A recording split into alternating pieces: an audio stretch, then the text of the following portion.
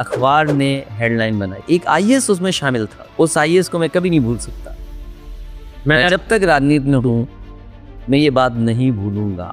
1 जुलाई 1973 को इटावा जिले के सफाई गांव में समाजवादी पार्टी के नेता मुलायम सिंह यादव की पहली पत्नी मालती देवी से टीपू का जन्म होता है। स्कूल में एडमिशन के दौरान उन्हें 4 नामों का ऑप्शन दिया जाता है, जिसमें से टीपू अपना नाम चुनता है और वो नाम आज सारी दुनिया जानती है। नाम है अखिलेश यादव। पढ़ाई में शुरुआत से ही कमजोर, लेकिन बैक लगने के बाद तीसरे और चौथे सेमेस्टर में सारे बैक क्लियर कर लेते हैं। युवा दिनों में प्यार परवान चढ़ता है और इंटरकास्ट मैरिज कर लेते हैं। एक दिन उनके पास एक फोन आता है और फोन पर दूसरे साइड आवाज होती है उनके पिता की, इस बार तुम चुनाव लड़ रहे हो। इतना कहकर पिता फोन रख देते हैं। अखिलेश भी तैयार हो जाते हैं। वर्ष 2000 में उपचुनाव में वे कन्नौज से 13वीं लोकसभा में चुने गए। 2012 में उन्हें 10 मार्च 2012 को उत्तर प्रदेश समाजवादी पार्टी का नेता नियुक्त किया गया। 2022 में उत्तर प्रदेश विधानसभा चुनाव में अखिलेश करहल से सत्यपाल सिंह बघेल को हराकर विधायक बने, लेकिन समाजवादी पार्टी को जीत नहीं दिलवा सके और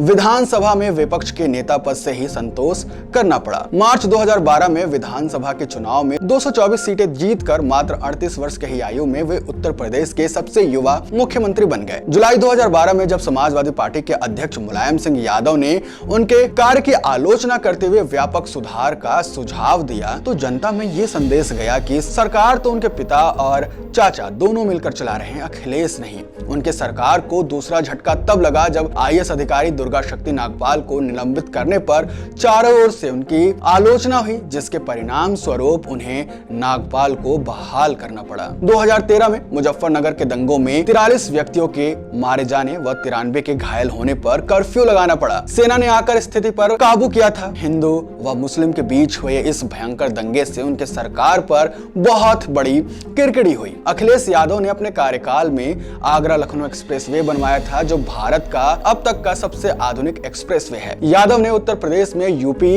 100 पुलिस सेवा और 108 एम्बुलेंस फ्री सेवा की शुरुआत भी की थी। महिलाओं के लिए उन्होंने 10-90 की सुविधा दी थी। उनके कार्यकाल में Lucknow metro, Lucknow international cricket stadium, Janeshwar Mishra park जो एशिया का सबसे बड़ा पार्क है, Jayaprakash Narayan international centre, Lucknow Ballia Samajwadi Purvanchal expressway, इनके कार्यकाल में उत्तर प्रदेश में युवाओं को भारी मात्रा में लैपटॉप वितरण भी किया गया था, जो उस समय एक बड़ी बात थी।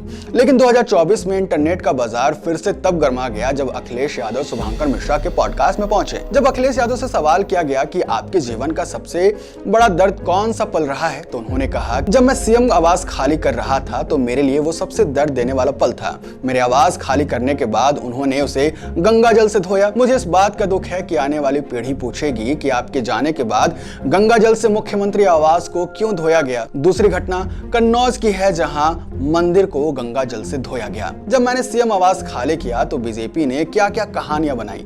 यूपी के एक प्रतिष्ठित अखबार ने उस समय लिखा कि मैं घर से क्या क्या लेकर गया था। एक आईएएस थे जिनको मैं जिंदगी भर नहीं भूल सकता। मैं जब तक राजनीति में हूं मैं उन्हें कभी नहीं भूलूंगा।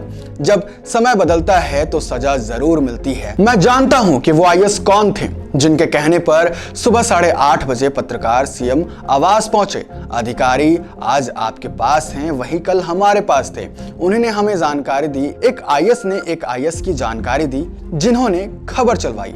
अखिलेश यादव ने कहा कि मैं अपने राजनीतिक करियर में इसे कभी नहीं भूलूंगा। अगर वो आईएएस सुन रहा हो तो ये जान ले कि मैं ये किसके लिए कह रहा हूं। अखिलेश ने सीधे नाम तो नहीं लिया, लेकिन अब सवाल यह है कि अखिलेश की फजीहत करने वाला वो आईएएस कौन था। कथा कथित लोग अनुमान भी लगा रहे हैं कि वो आईएएस कौन था।